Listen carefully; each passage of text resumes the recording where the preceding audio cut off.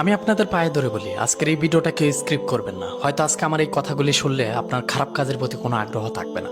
আমাদের প্রিয় নবী হযরত মুহাম্মদ সাল্লাল্লাহু আলাইহি সাল্লাম একদিন জিবরাইল আলাইহিস সালামকে বললেন, আপনি যতবার আমার নিকট এসেছেন ততবারই আমার কপালে সুখ ও দুশ্চিন্তার চাপ ছিল। এর কারণ কি?